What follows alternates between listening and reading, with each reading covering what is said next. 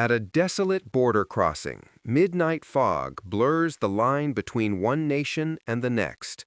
A small parcel is opened. Inside, a passport with no photograph, its edges scorched, the air thick with the ghost of smoke. The true chill isn't in the crime, but in the void it leaves behind. An identity erased, a story that resists being told. When a mystery crosses a border, it travels like cold air under a door. Facts become distorted by local folklore, and simple words lost in translation can transform ordinary details into sinister symbols. Stories now leap across continents in an instant, and algorithms amplify the uncanny until fact and fiction blur. This is where we must slow down, verify, and listen carefully across cultures. In the hush of customs halls and on windswept platforms, we seek clarity, not spectacle. We will not glorify perpetrators. We will honor the dignity of the victims. Our focus is on the evidence, the questions, and the unsettling silence that follows. We begin with our first file, a name that exists everywhere and nowhere at all. London, late in the 19th century.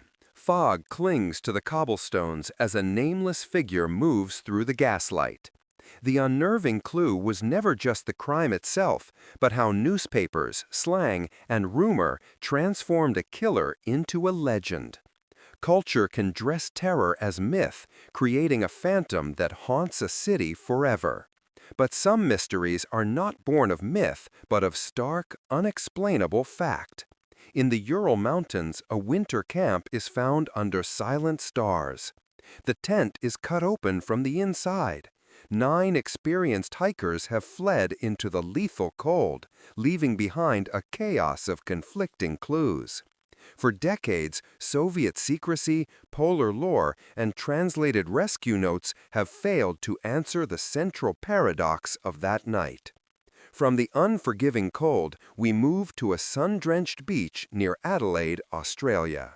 A man in a suit is found, perfectly composed, a final cryptic message in his pocket, "Tamam shud," it is finished. In a hotel in Bergen, Norway, a woman's body is discovered, surrounded by luggage filled with wigs and false identities. What is more unsettling, the missing names or the meticulous, deliberate erasure of a life? High above Rio de Janeiro, 2 men lie dead, wearing crude lead masks, their faces tilted toward the sky. In a remote Bavarian farmhouse, snow reveals a single set of footprints leading to the door, but none leading away. These scenes hint at ritual, or perhaps profound isolation, where belief can alter the meaning of evidence itself. Our final stop is Japan, where letters from the monster with 21 faces taunted corporations, turning poisoned candy into a national panic. There were no fingerprints, only the chilling tone of an anonymous author, who held a nation's markets and its fears in his hands.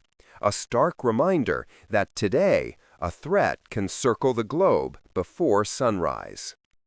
Each of these files reveals a similar pattern. Borders, whether of a nation, a language, or the human mind, create an atmosphere where legends take root. Our task is to navigate that fog, to tell the stories with care, and to report the harm without amplifying the shadows it leaves behind.